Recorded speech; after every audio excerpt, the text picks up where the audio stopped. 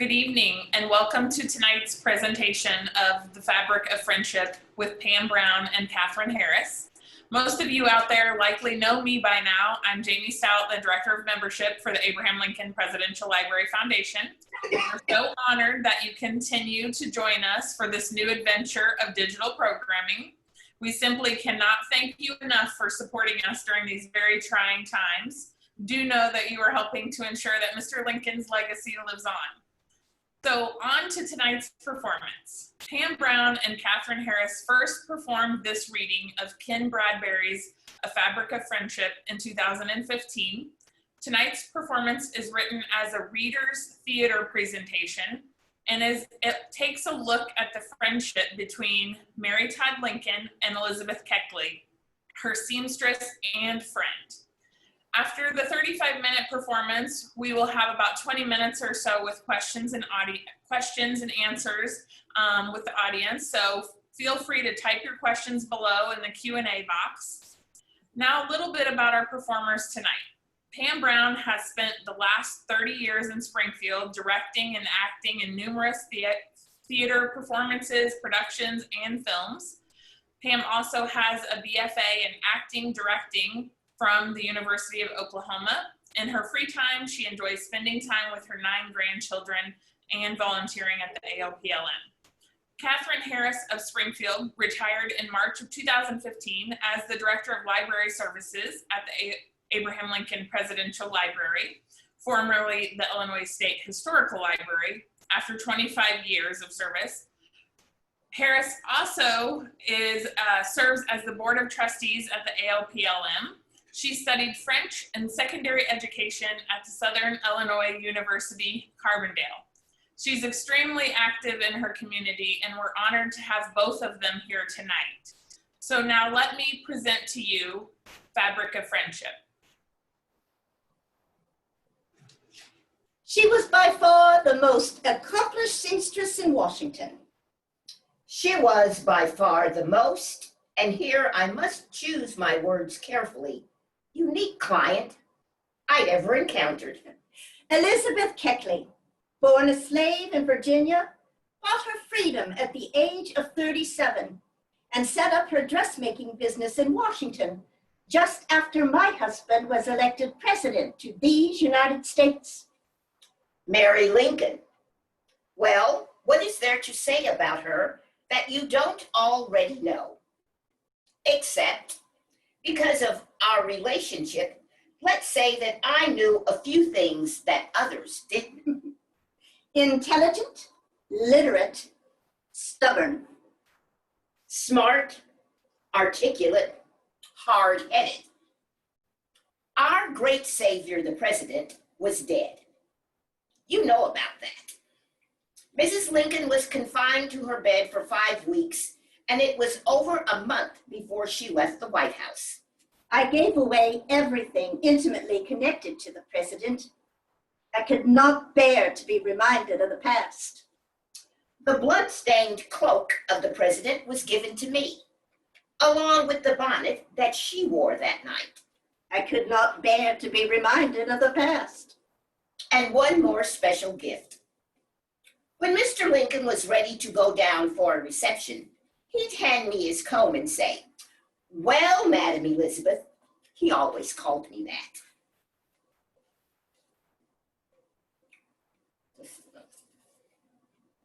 He'd hand me his comb and say, "Well, Madam Elizabeth," he always called me that. "Will you brush my bristles down tonight?" Then he'd take a seat in his easy chair while I would arrange his hair. I have his comb and brush. There, put them there. No, no, no, no. Moving out of the White House was an ordeal. It's only a few boxes, for God's sake. 50, maybe 60 boxes, for God's sake. It's only a few boxes. Now hurry. Mrs. Lincoln had a passion for hoarding, and so we packed up and headed for Chicago. I had no desire to travel to the West. "Mrs. Lincoln, I cannot go to the West with you." But you must go to Chicago with me, Elizabeth. I cannot be without you.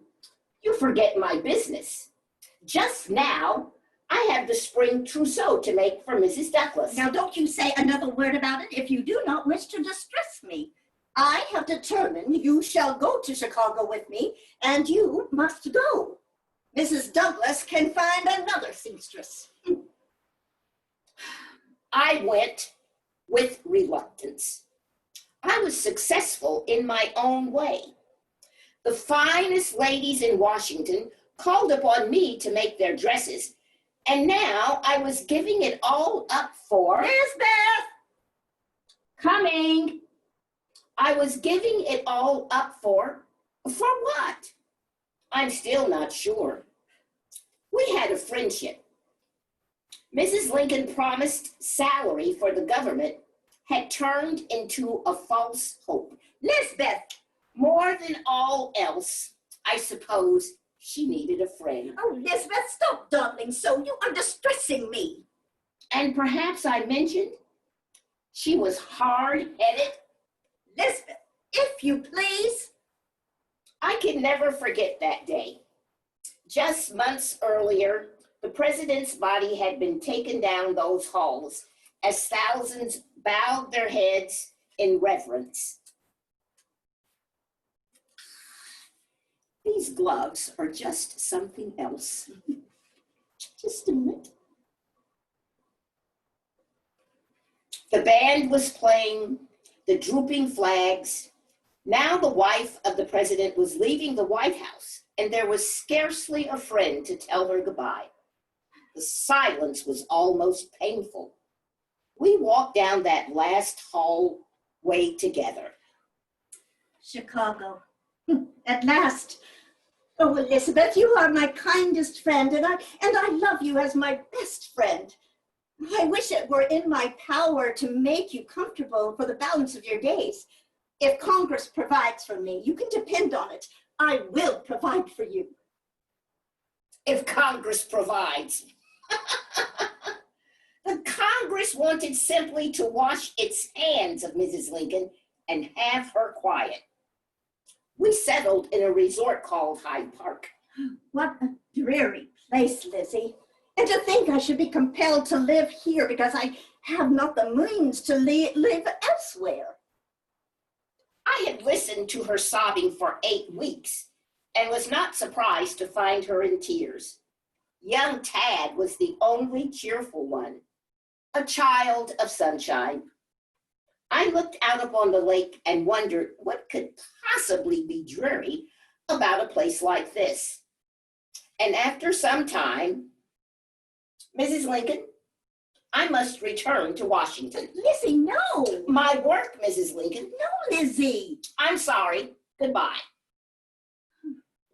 I came back to Washington, opened my shop, and the orders began pouring in. The months passed, the business prospered, and then...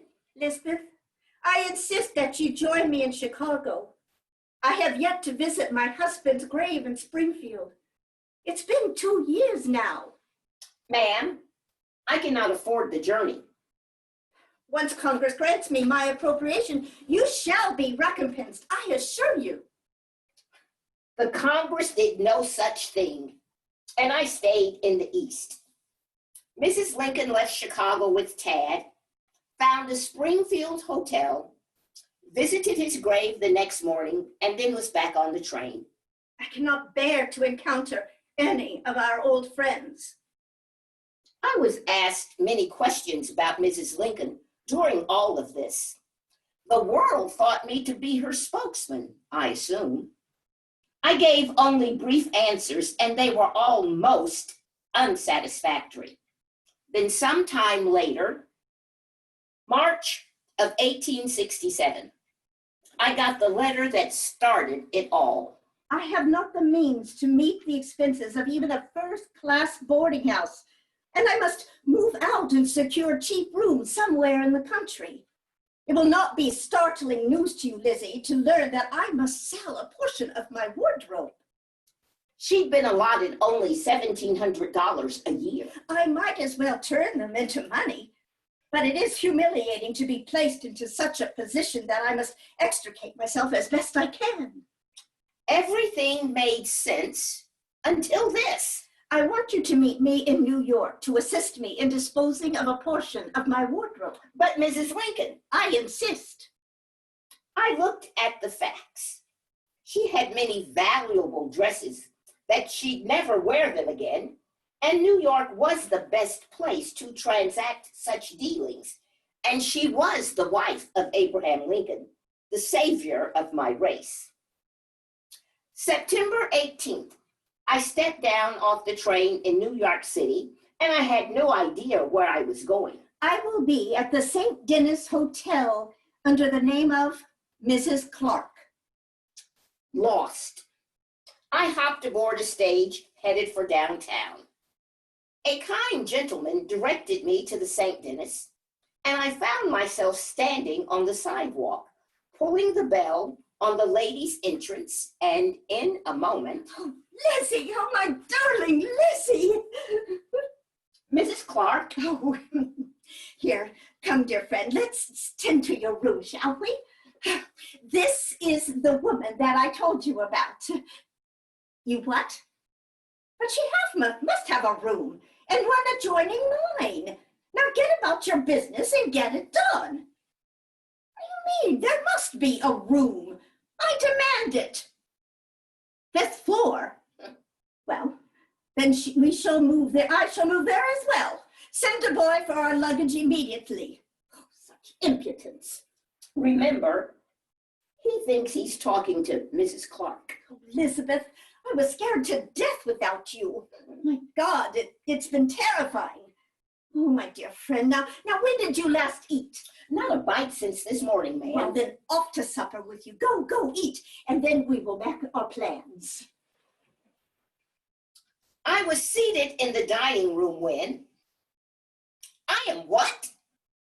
I am not in the wrong room. I was brought here by the waiter. No, I am not Mrs. Clark's servant. I am with her. The servants' hall? But why? The servants' hall was locked. No, I did not come in off the street. I have a room here. He had put the ex-president's wife in a small 3-cornered room, so I should not have expected civil treatment. He did what? I'll just go to bed. No, you shall not. You grab your bonnet. We're going to go out and find you some food. Insolent, overbearing people. You are not Mrs. Lincoln tonight. You are Mrs. Clark. They already suspect that something is wrong. I'll wait until morning. Good night, ma'am. But Lizzie. Good night. Mr. Brady, commission broker, number 609, Broadway, New York. I have this day sent you personal property which I am compelled to part with and which you will find of considerable value. The articles consist of 4 camel's hair shawls, 1 lace dress and shawl, a parasol cover, a diamond ring, 2 dress patterns, and some furs. Please have them appraised and confer by letter with me. My great sorrow has made me painfully sensitive. I am passing through a very painful ordeal, which the country, in remembrance of my noble and devoted husband, should have spared me. I remain, with great respect, Mrs. Lincoln. You used your name? Oh, I did. And I reduced the price to $16,000, Lizzie. But I must have the means to live in at least a medium comfortable state. And their response? Well, they have promised to show my letters to certain prominent politicians. Mr. Brady has threatened them with the publication of my letters if funds are not raised. Mrs. Lincoln, if you could just soften your tone a bit. I've been watching you write your letters, and they seem harsh, mm-hmm. vindictive, pleading. Mm-hmm. Yes, Elizabeth. All of that and more. We are changing hotels. Mr. Brady demands it. Tomorrow, we shall be at the Union Place Hotel. This Mr. Brady, can he be, trusted? Of course. He asked me to put all of my affairs in his hands, and he will raise at least $100,000 in just a few weeks. Oh, come, let's get our things together. I began hunting up dealers in secondhand clothing and had them call on us at the hotel. They were hard bargainers, so Mrs. Lincoln and I loaded up a carriage load of shawls and such and drove to a number of stores on 7th Avenue. Store after store. She met them squarely, but all of her tact and shrewdness failed to accomplish much. We returned disgusted. Oh my God, Lizzie, I cannot understand. I simply cannot understand. And we have another problem, ma'am. A reporter saw your name on one of the trunks in the lobby. I had my name erased. But not well enough, ma'am. One of them traced the faint outline of M. Lincoln. No matter at all, Lizzie. Mr. Brady says that the Republican Party will not permit it to be said that the wife of Abraham Lincoln was in want. He says that the leaders will pay large sums of money to prevent the publications of my letters telling of the desperation in selling my wardrobe. I don't mean to pry, Mrs. Lincoln, but how are we to live until all of this happens? Well, I borrowed $600 from Mr. Brady and his partner, Mr. Keith. But Mrs. Lincoln, And we are leaving the hotel immediately. We must throw the reporters off our trail. Now, go, begin packing. Mr. Brady, I cannot express strongly enough my disappointment that your scheme was a failure. I cannot insist upon you strongly enough that this great nation, once overflowing with the love and devotion for the Lincolns, has now so heartlessly turned its back. I await your reply as to further negotiations. it's late, Mrs. Lincoln. You're still up. Oh, sleep escapes me, Lizzie, and when it does find me, it really is no friend. All I can see is my dear hero lying there and watch the thousands of mourners as they pass his bier, and I think of my desperate circumstances. Sit, ma'am. You can at least rest that much. How can I rest when... Sit. Let us talk of things more welcome. Oh, Lizzie. Lizzie, life has given me no dearer friend than that of you. You know that, don't you? I know that, ma'am. And it's not been easy, Elizabeth. Not easy at all. No, ma'am. People think, well, some people think, that because the family of my childhood, well, were well off, that my life was one of ease. It wasn't? There's more to life than a bank account, Elizabeth. Yes, ma'am. Yes, my father was wealthy, and our house in Lexington was one of the finest, and we could afford about anything we wished. A slave for every member of the family. Elizabeth, No, you don't need to explain it. those were different times, Elizabeth. You understand that. Yes, we owned slaves, but father was against slavery. Now, that is one peculiar situation, Mrs. Lincoln. Oh my goodness, how do I explain? He belonged to the Kentucky Colonization Society. He wanted to free the slaves and send them back to Liberia. You sound more peculiar the longer you talk, ma'am. Yes, I'm not explaining this very well, am I? I don't think you understand. Now, that's something I do understand, that I don't understand you at all. Oh, you see? Even you, all my life, I've been a subject of misunderstanding. My mother, my dear mother, she died when I was just 6. And then my father could wait no longer than 6 months to propose to that Careful now. Betsy Humphreys, a wicked and most spiteful woman. And that, Elizabeth, was my stepmother. So they married in a hurry? Oh, no, not at all. Father proposed in a hurry, but dreadful Betsy kept putting off the wedding. She had no desire to be around my father's 6 children. She would humiliate us in public, Elizabeth, in public.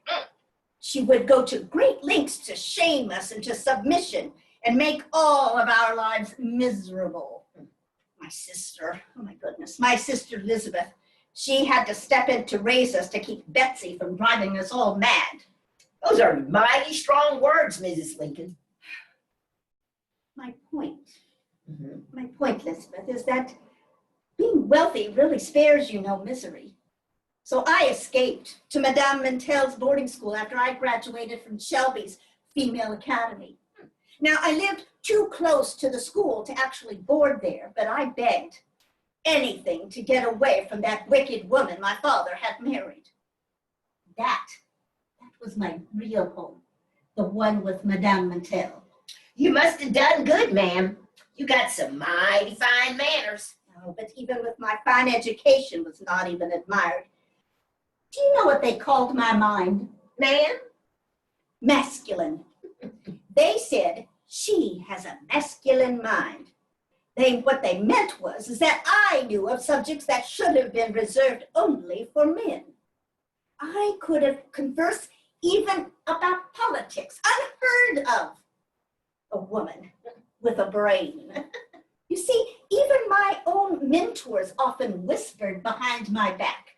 That Todd girl, Mary, she's too smart. She'll scare off all of her suitors. Imagine, what sort of world are we living in, Elizabeth, when a lady must hide her knowledge to be acceptable to the men in this world? What are they afraid of? You? Me? Oh, I do love you, Elizabeth. I truly do. Can I tell you something? Of course, Mrs. Lincoln. More than losing my mother, more than bearing the tirades of a monstrous stepmother, more than any of that, when a 6-year-old girl is left without a mama, and she is faced with a father who tolerates such a new wife simply to avoid to get to know his own child. Elizabeth, that little girl gets lonely. Am I saying too much? Not at all, Mrs. Lincoln. Not at all. Lonely. And in recent days, since the death of my husband, I can begin to see that little girl again. It's almost as if I can talk to her, as if we are holding hands, our lives intertwined. Forgive me, my thoughts have been so much taken with my own dire situation that I'm certain that you have suffered too. But no more than I can bear, ma'am. And this is not why I called you here. I'm sorry. I have burdened you with all of my silly stories. I'm sorry. I'm sure that you too have. Oh, I've had my share, ma'am. Yes, ma'am. And I'm so proud of what you have become. Thank you, ma'am. I was born a slave of slave parents, but I came into this world with a free mind. A wonderful mind. Thank you, ma'am. Tell me, what do you remember? Of what? Your life? Everything, I suppose. Oh, stories? You must have stories. Oh, tell me one. Well, how far back should I travel? Well, as far back as you can remember. Oh, please tell me, Lizzie. All right. 4 years old. I had a little white dress and apron, and my master's wife gave birth to a beautiful black-eyed baby. It was my duty to take care of that baby. Elizabeth was her name as well. And if I did it well, then I could move from the crude cabin into the household of my master. My old mistress told me to rock the cradle, keep the flies out of the baby's face, and to not let her cry. So I began to rock the cradle most industriously, too industriously, and the baby toppled out onto the floor.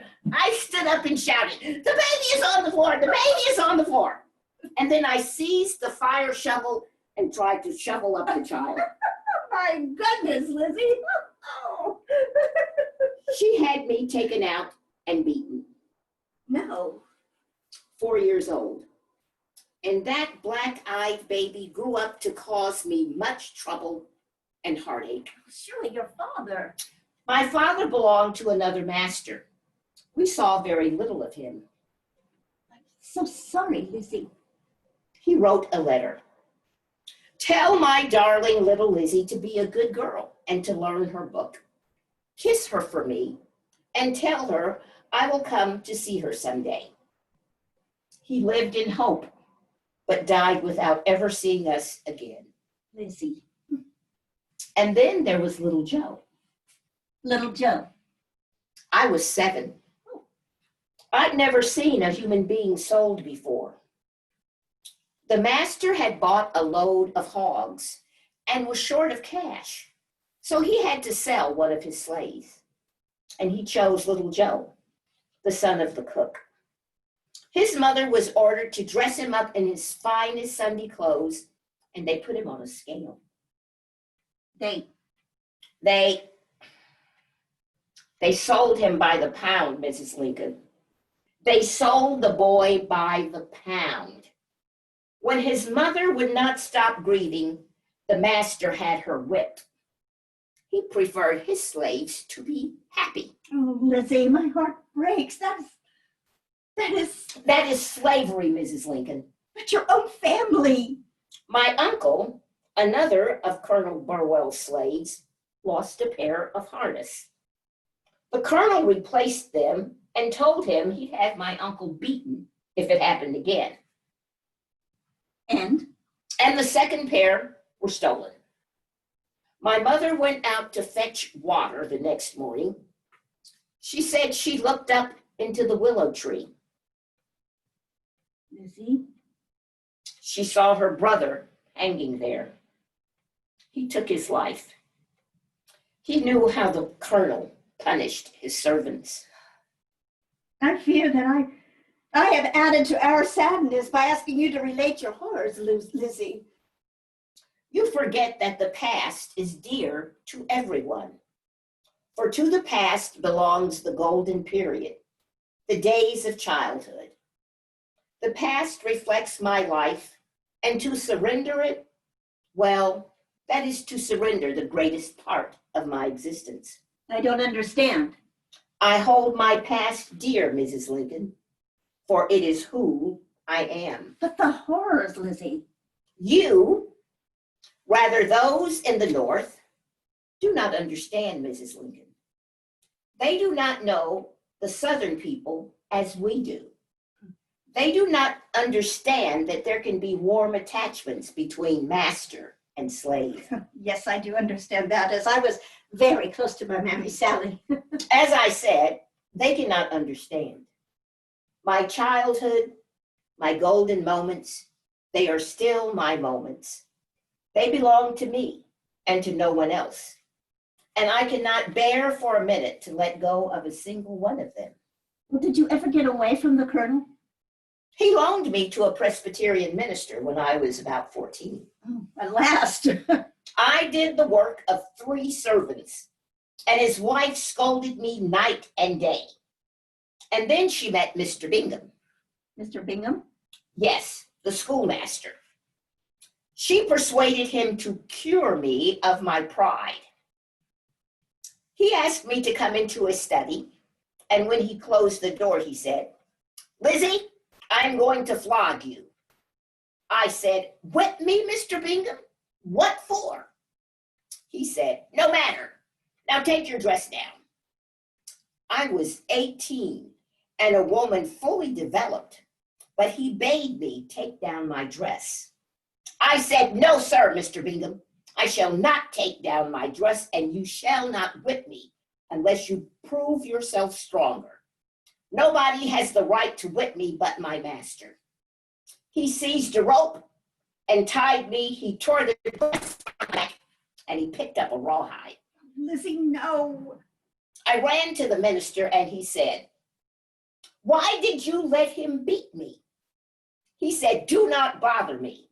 And then he struck me with a chair. Then Mr. Bingham tried to whip me again some days later, and I told him I was prepared to die. So he seized a heavy stick, and I was defeated again.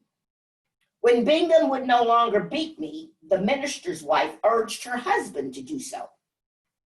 So he went to the woodpile, sawed off the handle of a broom, and he had at me. Oh, Lizzie, I cannot bear another word, please. Not another word. You asked me for my stories. There's one more. You have said yourself that we are friends. Well, of course.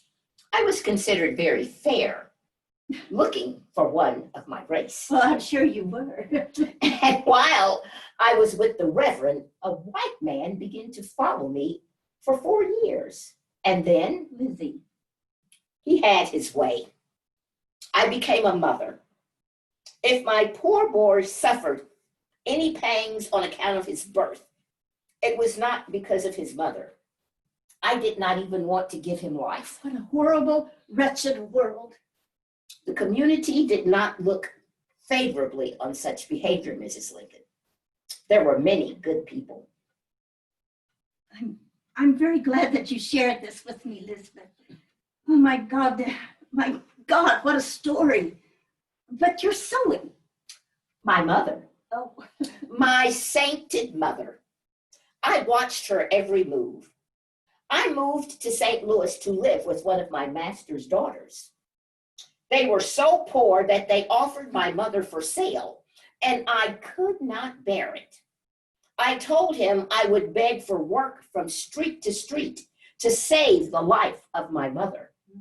So for over 2 years, I supported my family and my master's family, 17 people with my sewing.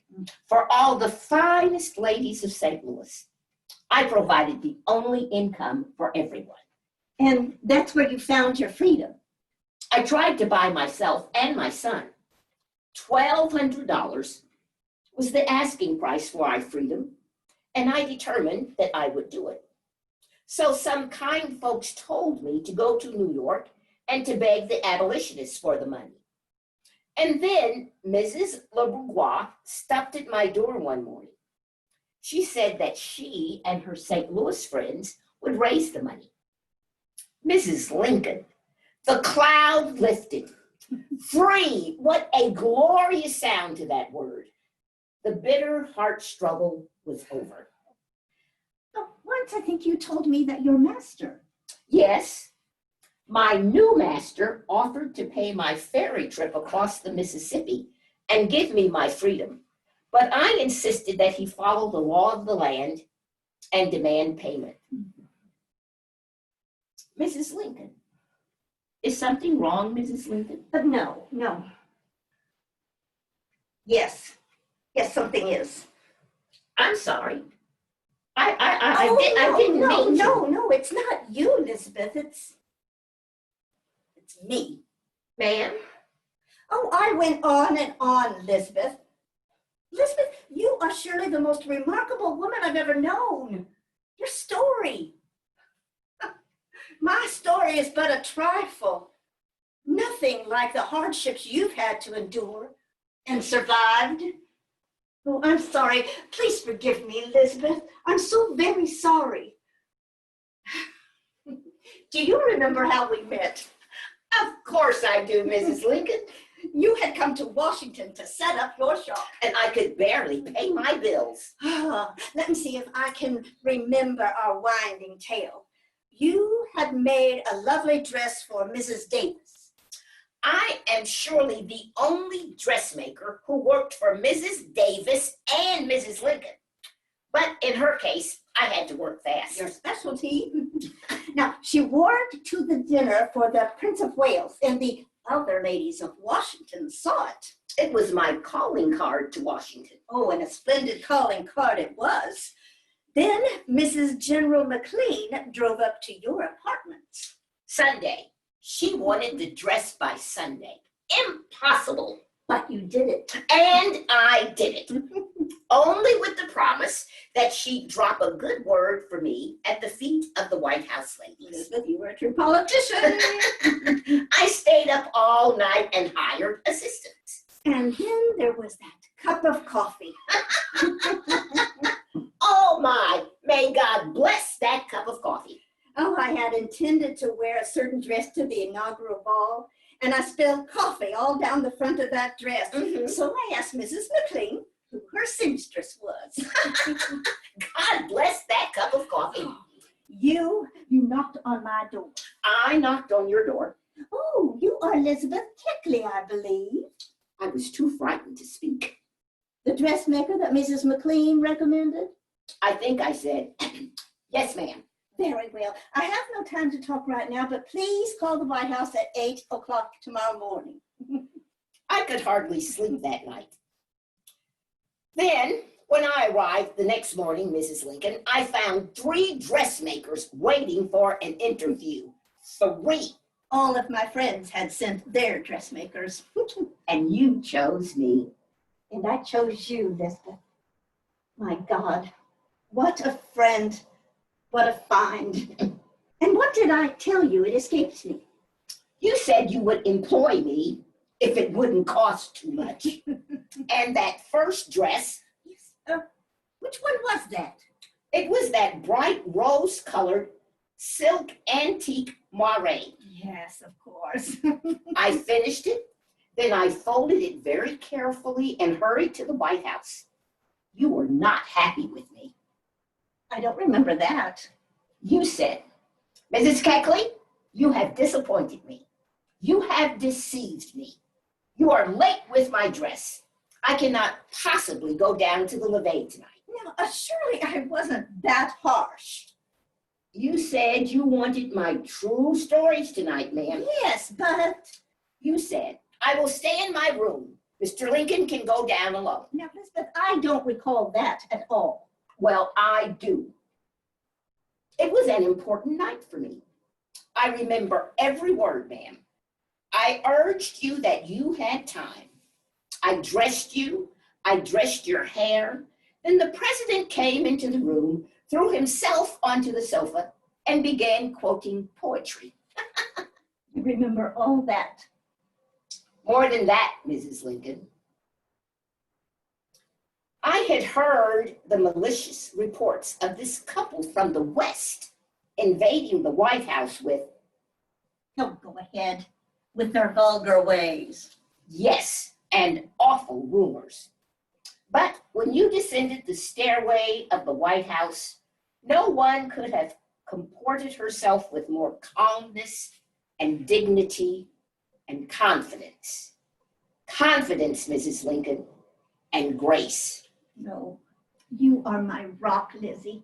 My rock, my anchor in all of this, and you have been for so very long. Nothing worked. Not a thing.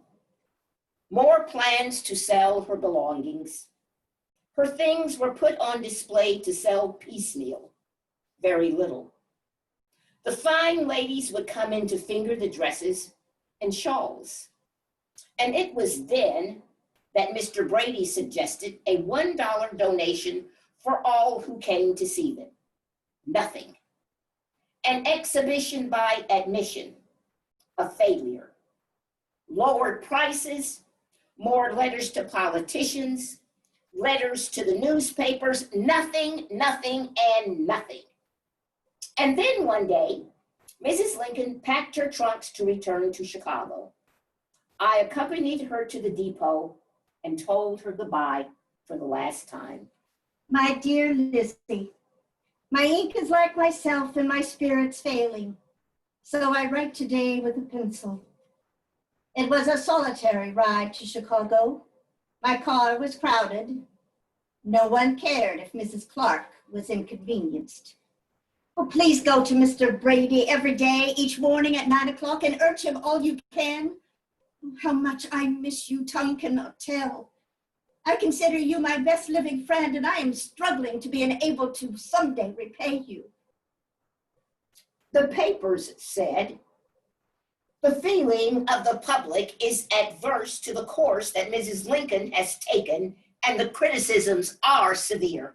My dear Lizzie, I am writing you this morning with a broken heart after a sleepless night. Robert came up last night like a maniac and almost threatening his life, looking like death because of the letters in the newspaper. I weeps while I am writing. I pray for death this morning. Only my darling Taddy prevents me from taking my life. Some of the clothing, if not worn long, has been worn much. They are ragged under the arms and at the bottoms of the skirts, and there are stains in the lining. My dear Lizzie, bowed down with suffering and anguish, I write you. As we might have expected, the Republicans are falsifying me. They will howl on to prevent me from disposing my things. What a vile, vile set they are. Notwithstanding, they have been worn by Madam Lincoln. The general testimony is that they are high-priced, and some say the price figures must have been put on by the dressmaker. The peculiarity of the dresses is that most of them are cut low-necked, a taste which some ladies attribute to Mrs. Lincoln's appreciation of her own bust. All my articles not sold must be sent back to me. Had you better not go with me and share my fortunes for a year or more? I did not. The labor of a lifetime has brought me nothing in finance. I have worked hard, but fortune, fickle dame, has not smiled upon me. If poverty had not weighed down upon me, I would not now be toiling by day with my needle and writing by night on the 4th floor in a plain little room at number 14 Carroll Place. But though poor in worldly goods, I am rich in friendships. Your friend. For sweet friendship's sake, I can bear more burdens than I have borne. Mary Lincoln. Bravo, bravo. So you will have to imagine that all of us are out here clapping for you both. Thank you so much. That was my first time seeing the performance, and I think I can speak for all 200 plus in the audience that we all loved it. We'd all watch it again, and I'm sure we will all tune in to watch this video time and time again. We have a ton of questions coming in from the audience, so we'll get to them. And I will let you guys break character as you see fit, because a lot of them actually are probably answered better breaking character. So you feel free to answer it however you like. All right, thank you. I think I'll start breaking character by taking off my gloves. There you go. My pants, the hat. There you go. Bill is asking tonight, what did Mrs. Keckley do with the clothing she was given to keep after Mr. Lincoln was shot? The cloak. Oh, the cloak and the bonnet. Yeah. She kept them. Okay. I think they actually found their ways to a museum or something. Did you donate them to the one where you were? In fact, the Kent State University, which is in Kent, Ohio, has one of Mrs. Keckley's dresses in their museum collection that they have on campus. Because Mrs. Keckley worked at Central State University, which is in the same vicinity as Kent State. Okay. Another question actually came in from Amy a little further down, and it says, in Ohio's Kent State University, there is a quilt by Elizabeth Keckley. Right. Some say it's made from old dresses. Was it Mary's old dresses? It was made from remnants or scraps that were left over that from Mrs. Lincoln's dresses that Elizabeth Keckley made. It's a beautiful quilt. Wow, that's awesome. I'm going to have to look into that. Maybe I can post that later in our Facebook group for all of us. Or Amy, if you're out there, if you want to share that with the group, feel free to put that in our Facebook group so everyone can kind of see that and look into that a little bit more. One of the questions out there is, what did Mrs. Lincoln's children think of the friendship between her and Elizabeth? Well, they loved Elizabeth. Elizabeth loved, especially Willie. In fact, right. Elizabeth tended to Willie on his deathbed. That's right. Because the Lincolns were downstairs having a party, And she spent the evening in between when they were coming and going with him. No, she loved Willie as much as the Lincolns did. They were all heartbroken with his death. That's nice. Yes. Yeah. Yeah, you Go know. ahead. I'm sorry. No, you're fine. As mentioned in the play as well, Mrs. Keckley purchased her freedom in St. Louis. Right. Is it known where she lived or what she did while she was in that area? She was indeed a seamstress. I don't remember where exactly she lived in St. Louis, but she did so for all of the finest ladies in St. Louis. And like it was said in the play, they wanted to help her get money to buy her freedom. And indeed, I think that Mrs. Keckley lacked like $400 to purchase the $1,200 that was needed.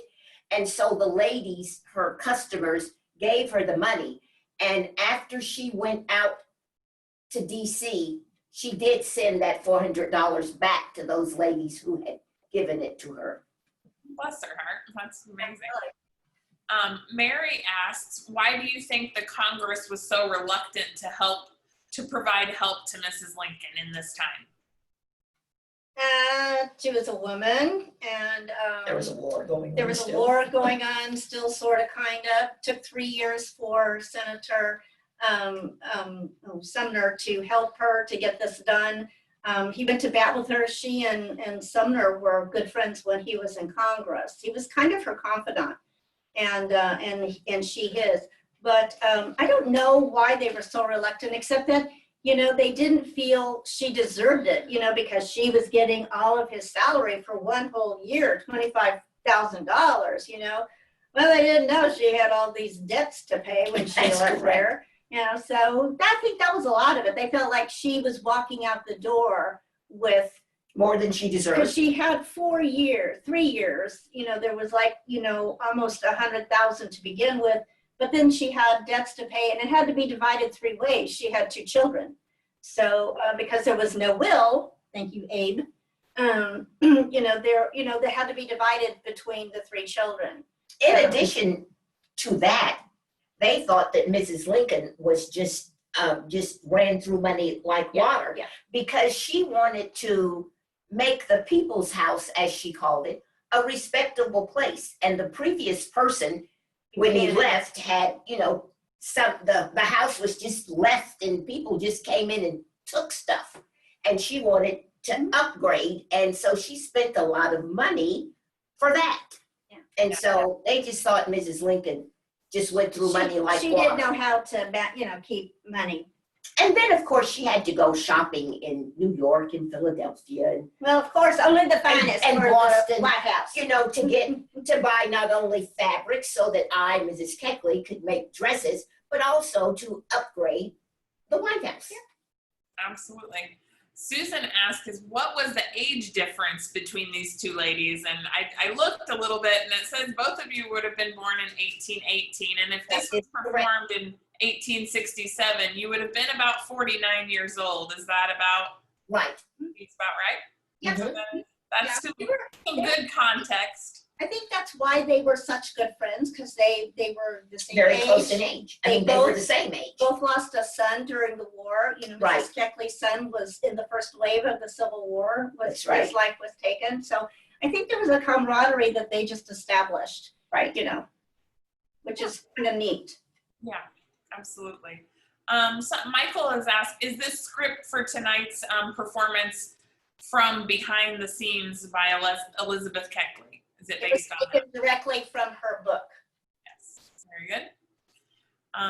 Bill is asking Mrs. Lincoln, do you think your husband was attracted to you because of your knowledge in areas that were traditionally considered a men's domain?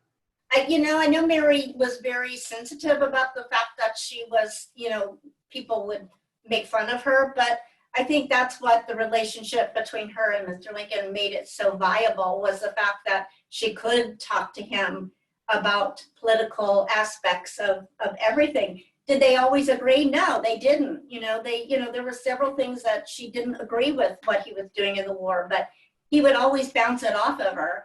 and things. But, of course, he was also attracted to her because she actually knew Henry Clay, and he'd That's always right. admired Henry Clay. And so to know somebody who actually sat at his dinner table was very appealing to him. Yes.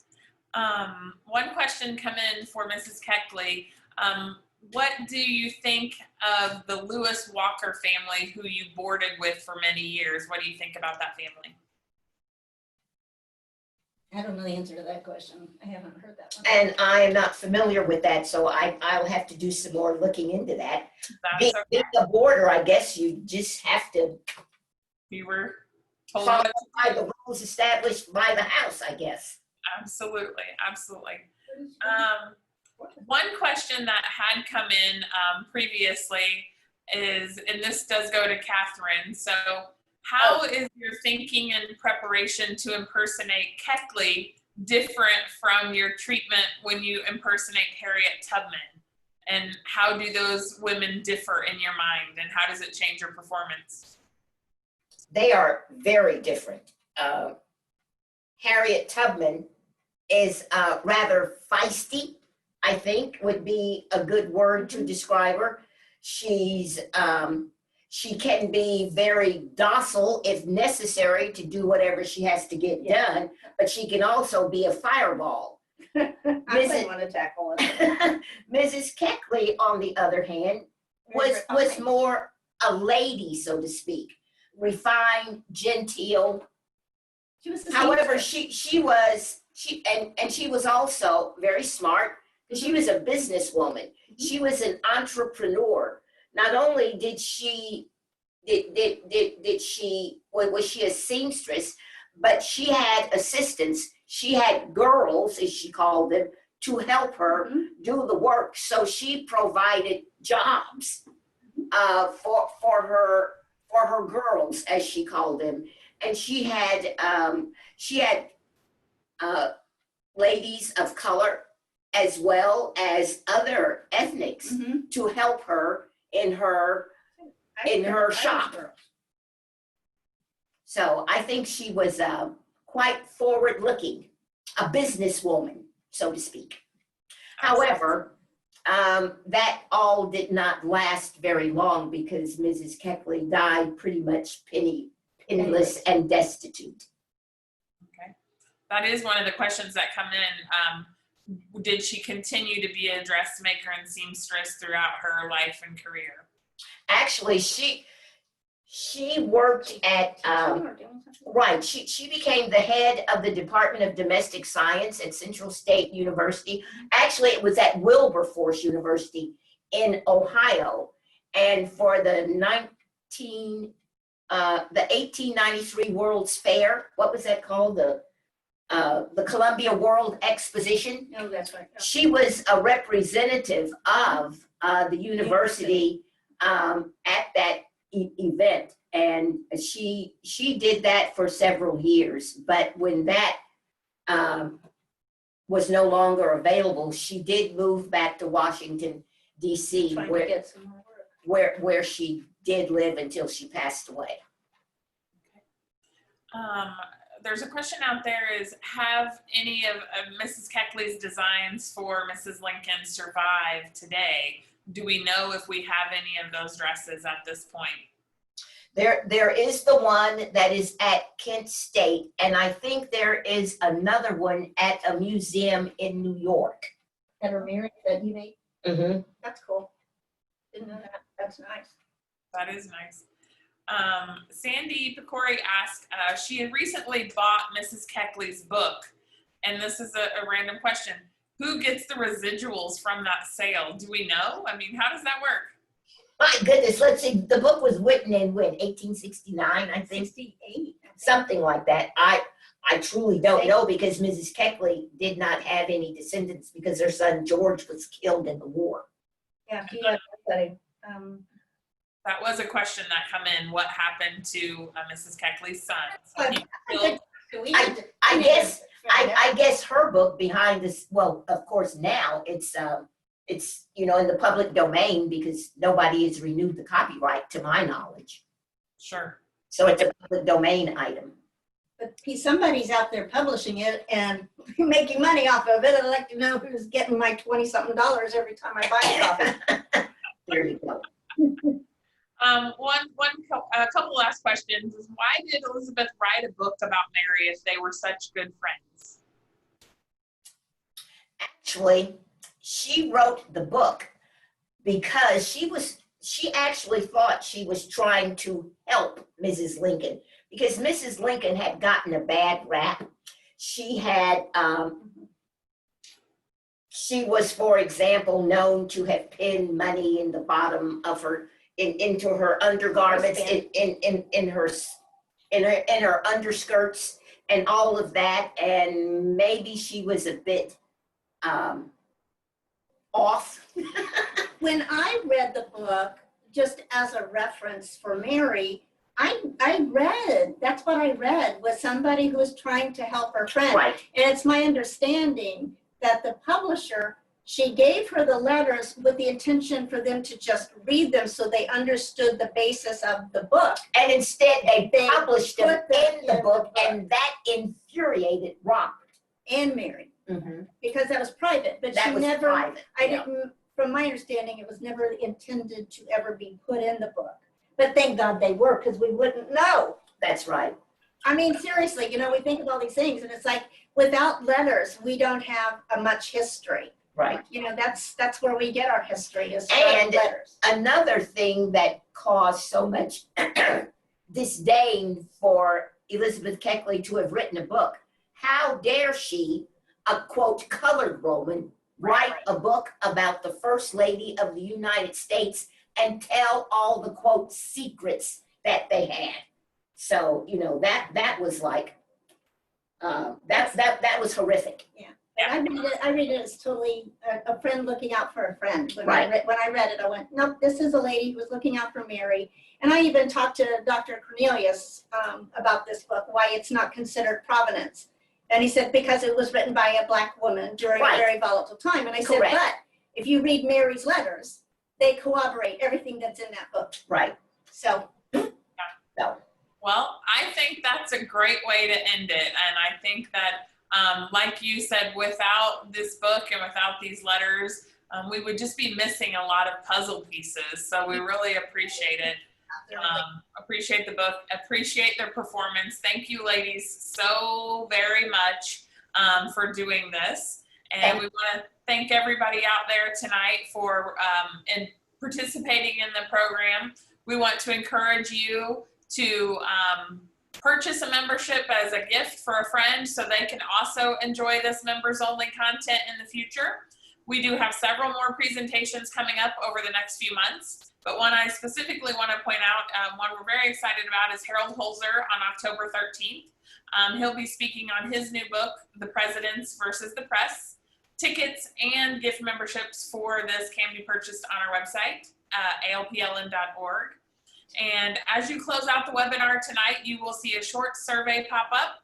It will help us to improve our offerings. And again, we just want to thank you so much, Pam and Kathryn. Your performance are always super fantastic. Thank you guys so much. Thank you. Thank you. Everybody, it was Good great. night. Good night. Thank you. Bye-bye.